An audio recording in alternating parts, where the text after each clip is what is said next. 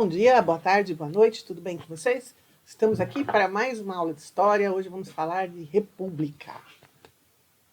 Bom, para falar sobre república, primeiro a gente precisa falar um pouquinho sobre a queda da monarquia, né? Então, o governo Dom Pedro II ele foi um governo muito longo, ele durou 49 anos, né? Por que durou tanto assim?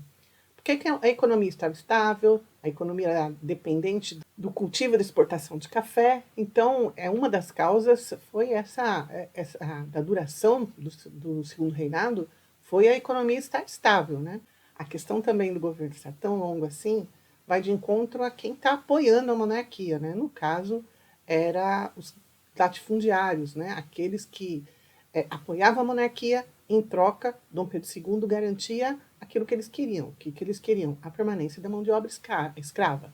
Só que isso vai mudar um pouquinho no fim aí do segundo reinado. Dom Pedro vai estar envolvido em algumas celeumas, né, alguns problemas que vão levar a monarquia ao fim. Quais são esses problemas? A questão religiosa. Veio uma ordem de Roma, né, do Vaticano, que todos os maçons deveriam ser expulsos da igreja. O cidadão ou era da maçonaria ou era da Igreja Católica, não podia ser os dois. Então, os bispos aqui do Brasil receberam essa ordem para expulsar os maçons da igreja. Só que Dom Pedro era maçom, boa parte dos políticos, boa parte da nobreza era maçom. Então, o que acontece? Todo mundo fez cara de paisagem e fingiu que não estava acontecendo nada, né? Deixa quieto, finge que a gente não sabe que esse povo é maçom. Só que o bispo de Olinda resolveu seguir a risca e expulsou alguns maçons da sua igreja. Dom Pedro II ficou muito bravo, prendeu o bispo de Olinda, condenou eles a trabalho forçado, mas logo o pessoal que o cerca, né, o staff que o cerca, falou: olha, você não pode mexer com a igreja, não é assim. No dia seguinte ele libertou o bispo, só que aí a igreja já tinha rompido, a igreja já não mais estava apoiando a monarquia. A igreja ficou muito brava e parou de ser um dos pilares que apoiava a monarquia. Aí nós temos a questão militar. A questão militar também é um pouquinho complicada. O que acontece? Os militares, após voltarem da Guerra do Paraguai, né, que eles tiveram sucesso, né, ganhou a guerra, destroçou o Paraguai, eles voltaram e se sentiram desvalorizados. Eles achavam que eles não tinham participação política. Também, dentro das escolas militares, tinha uma teoria filosófica chamada positivismo, que estava crescendo muito. E isso colocava mais lenha na fogueira dos militares acharem que eles não tinham participação política, que eles, apesar de todo o destaque que eles tiveram na guerra, não era cedido um espaço político para eles. Isso piorou quando um tenente-coronel chamado Sena Madureira ele foi punido. Por que ele foi punido? Iam mudar o tipo de aposentadoria do Exército. Quem estava na ativa ia ter que contribuir com um valor maior para a sua aposentadoria. O Sena Madureira não concordou com isso e foi a público fazer queixa disso. E ele foi punido por isso, né? A grande maioria dos militares ficaram muito bravos. Ele foi realocado, foi transportado, foi mudado, né, do lugar que ele estava, mas mesmo assim ele se envolveu em mais um conflito, foi punido novamente, e isso gerou um desconforto muito grande dentro com os militares. E o Marechal Deodoro da Fonseca, que era chefe das armas do Rio Grande do Sul, mandou uma carta aí toda cheia de espinhos para um cidadão chamado Barão de Cotegipe. E ele acabou sendo punido também, ele acabou perdendo o cargo, sendo demitido do cargo dele de chefe das armas do Rio Grande do Sul. Então, isso gerou um desconforto muito grande entre os militares e a monarquia. Inclusive, quando o Marechal Deodoro veio para o Rio de Janeiro, né, do Rio Grande do Sul, veio para o Rio de Janeiro e acabou proclamando a República, ele veio para o Rio de Janeiro não para proclamar a República, mas para reclamar porque ele tinha sido mandado embora desse cargo de chefe das armas lá do Rio Grande do Sul. A questão abolicionista. Como eu já falei para vocês, os grandes latifundiários, né, os grandes cafeicultores, eles apoiavam Dom Pedro, mas, em contrapartida, eles queriam que Dom Pedro apoiasse não, né? Garantisse a permanência da escravidão. Assim que tem a abolição, o que os cafeicultores pensam? Monarquia, república, tanto faz como tanto fez. Eu quero garantir aquilo que eu preciso. Se a monarquia não está me garantindo mais aquilo que eu preciso, que é a escravidão, que eu vou apoiar a monarquia? O movimento republicano, principalmente nas cidades, crescem, né? As cidades crescem, cresce a classe média urbana, e eles entram em contato com o iluminismo, com o positivismo, eles não acham que a monarquia mais os representa. Então, cresce bastante o movimento republicano. Então, todas essas questões, né, eles acabaram gerando assim, um movimento muito grande para o fim da monarquia. Tá? Como eu falei para vocês, o Marechal Deodoro não veio do Rio Grande do Sul com a intenção de derrubar a monarquia, de estabelecer a república, mas ele acabou chefiando esse golpe, né, ou esse movimento que acabou levando a monarquia ao fim e estabelecendo a república. Bom, a república ela pode ser dividida em dois, tá? República da Espada e República Oligárquica. A República da Espada é o período que os militares estão no governo, e a República Oligárquica vai desde o início da eleição do primeiro presidente civil que o Brasil tem, que é um grande cafeicultor, que é o Prudente de Moraes, até a Revolução de 1930. O Deodoro da Fonseca, ele acaba se tornando o primeiro presidente, tá? Ele vai ter um período chamado de governo provisório, até o estabelecimento da primeira Constituição e depois o governo constitucional. O que é a coisa mais importante que ocorre no governo dele? O encilhamento. O ministro da Fazenda dele era um cara chamado Rui Barbosa. O Rui Barbosa queria incentivar o crescimento industrial aqui no Brasil. O que ele fez? Ele criou uma lei que autorizava os bancos a emitir papel moeda. Os bancos de Minas, os bancos do Rio de Janeiro, os bancos de São Paulo, a emitir papel moeda. Então, se eu ia com um contrato social no banco falando que eu ia abrir uma fábrica, o banco emitia papel moeda e me emprestava esse dinheiro. Por que isso não deu certo? Porque sempre tem aqueles que querem levar vantagem, né? Um monte de gente ia com um contrato que era falso, pegava o dinheiro, ao invés de investir criando emprego, né? Investir numa fábrica, vai empregar mão de obra, vai fazer alguma coisa que vai vender, vai incentivar o comércio, vai criar, vai gerar mais dinheiro, né? Não, investir esse dinheiro para aplicar na bolsa. Então foi emitida uma quantidade gigantesca de dinheiro, em contrapartida não gerou emprego, não circulou a moeda, e isso gerou uma inflação tremenda, a economia levou um baque horroroso. Porque o Marechal Deodoro ele chegou com o governo dele até o fim, a Constituição de 1891 falava que o presidente teria que ficar 4 anos no poder. Não, ele ficou só 9 meses. Por que ele ficou só 9 meses?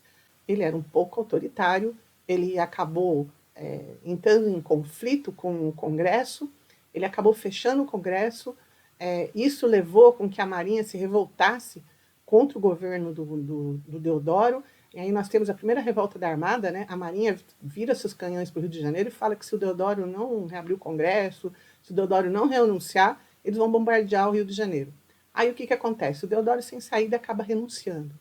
Aí vai ser uma sinuca de bico. Por quê? Porque a Constituição fala o seguinte: se o presidente não ficar pelo menos metade do seu governo, né, ou seja, 2 anos, teria que ter novas eleições. O Deodoro ficou só 9 meses. Só que o vice dele, o Floriano Peixoto, que também é militar, que também é ditador, falou: não, eu que vou assumir o poder. Não vai ter, não vou fazer nada disso. Não vai ter eleição de novo. Eu vou ficar no governo, eu vou assumir o governo. Aí vai ter a segunda revolta da Armada, a Marinha de novo, cerca o Rio de Janeiro, ameaça bombardear o Rio de Janeiro, mas o Floriano Peixoto não renuncia, ele compra os navios, ele abre uma batalha aí com a Marinha, vence e permanece no governo. Por conta disso, ele ganhou o apelido de Marechal de Ferro, né? Mas o governo dele foi bom, ele fez um monte de medidas, ele tabelou gêneros de primeira necessidade, ele tabelou aluguel, e ele foi até o fim do governo dele. Quando estava no fim do governo, todo mundo achando que ele poderia dar um golpe, ou que ele iria prestar ele concorrer novamente, ele não, ele falou: olha, já encerrei meu governo, e agora eu vou voltar para a caserna, agora eu vou voltar ao meu cargo de militar, e não disputou a eleição. E aí nós temos eleição, e é o quê? Ganha o primeiro presidente civil, o Prudente de Moraes, e tem início a República Oligárquica. O que significa essa palavra oligárquica? Oligarquia quer dizer governo de poucos para poucos. É quando uma pequena camada da população está no poder e está governando somente para essa pequena camada da população. Por que o período que os cafeicultores estão no poder é chamado de República Oligárquica? Porque os cafeicultores estão no poder e estão governando somente para os cafeicultores. Todas as verbas públicas, todas as leis, tudo é voltado somente para beneficiar os cafeicultores. Quais são as características, né, da república oligárquica? Como é que eles conseguiram ficar? Vocês vão ver aqui. Opa, errei. Como é que eles vão conseguir ficar de 1894 até 1930 governando somente para os cafeicultores, utilizando as verbas públicas somente para beneficiar cafeicultor? Como é que eles vão conseguir ficar tanto tempo no poder sem ninguém os incomodar? Eles têm algumas estratégias de governo, né? Estratégias que eu coloquei aí, características. O que é isso, né? Primeiro vamos falar um pouquinho do coronelismo. O que é coronel? Coronel vem lá da época da monarquia, que tinha a guarda nacional. Então o imperador, ele tinha essa guarda nacional, que era a guarda do imperador. E normalmente ele dava um título de coronel para um grande proprietário rural que mandava homens para essa guarda nacional. Então, esse coronel, ele não era na realidade do exército, mas ele ganhava esse título de coronel da Guarda Nacional por contribuir com o imperador. Acabou a monarquia, não tem mais Guarda Nacional, mas ainda os grandes proprietários rurais permanecem aí com esse título de coronel. O que é coronelismo? Coronel é um grande proprietário rural que, através da força ou através de pressão econômica, ele consegue manipular uma eleição. Através do quê? Do voto de cabresto. O que é o voto de cabresto? É o voto dirigido. Então, ou através da violência ou através de pressão econômica, eu faço uma determinada pessoa, um grupo de pessoas votar naquele candidato que eu quero, tá? O período da República Oligárquica foi marcado por muitas fraudes eleitorais. Como assim? Gente que já tinha morrido continuava votando, né? Então alguém pegava o título de uma pessoa que já tinha morrido e continuava votando. Analfabeto não podia votar, mas mesmo assim os cafeicultores tiravam título de eleitor de analfabeto. Então, assim, as eleições desse período são marcadas por muitas fraudes eleitorais. Nós temos também a política do café com leite. O que é isso? Como com a República Oligárquica, o café ele está centralizado na região sudeste, né? Então o café está ali na região São Paulo, Rio de Janeiro, Minas Gerais. Política do café com leite é a alternância de presidentes paulistas e mineiros do poder. Por que é café com leite? São Paulo é maior produtor de café, Minas é maior produtor de leite. Então, por isso que nós temos aí, né, a política do café com leite, que é a alternância do poder entre São Paulo e Minas Gerais. Aí eu coloquei até uma charge do coronelismo, né? Então o eleitor, coitadinho, tá ali como se fosse um cavalo, né? Por que como se fosse um cavalo? Cabresto, essa coisa, essa cinta que coloca no cavalo e que dirige o cavalo, né? Se você puxa aquilo lá, vai o britão por dentro da boca do cavalo e aí aquilo é preso com duas faixas de couro. Se você puxa para a direita, o cavalo vai para a direita. Se você puxa para a esquerda, o cavalo vai para a esquerda. Isso chama cabresto. Por que é voto de cabresto, esse voto dirigido? Porque o coronel, o eleitor, coitado, vota em quem o coronel mandar, né? Então é que nem o cavalo, ele é dirigido pelo cabresto, tá? E por último, nós temos a política dos governadores. O que é a política dos governadores? É um acordo em nível estadual e federal de troca de favores. Não basta você ser eleito. Após você ser eleito, você precisa passar por uma comissão verificadora para ver se não teve fraude nas suas eleições. Quer dizer, nesse momento, todas as eleições são fraudulentas. Só que se você pertence ao grupo dos cafeicultores, você vai conseguir a carta de posse, vai tomar posse sem problema nenhum. Se você não pertence a esse grupo, vão achar fraude na sua eleição e você não vai conseguir ser eleito. Aí eu esqueci de falar também sobre o convênio de Taubaté, que mantinha também os cafeicultores aí no poder.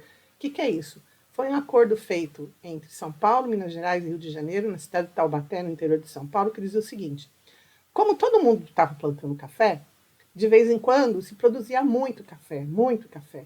E o mercado, mesmo exportando, o mercado não conseguia comprar tudo isso aí, tá? E o que acontece? Muito produto, o preço baixava. Então os cafeicultores começaram a reclamar com o governo. Aí foi feito esse acordo. O que acontecia? Quando a produção era muito grande e não conseguia ser escoada, o governo compraria uma parte da produção com um valor bem maior do que era vendido para exportação. O governo falava que ia guardar e que num momento correto, quando a produção decaísse, ele voltaria com esse café para o mercado. Só que como os cafeicultores só ampliavam as suas fazendas, nunca a produção era pequena. o que, que acontecia? O governo comprava com o dinheiro dos impostos do povo, queimava esse café. Então, o prejuízo dos cafeicultores era dividido entre a população, veja só, né? Então, por isso que a gente fala que é república oligárquica. Quem está no poder é cafeicultor, por isso que ele está fazendo isso para beneficiar somente os cafeicultores, tá? Por hoje é só, chegamos ao fim da nossa aula, estou com muita saudade de vocês. Um beijo e até a próxima aula.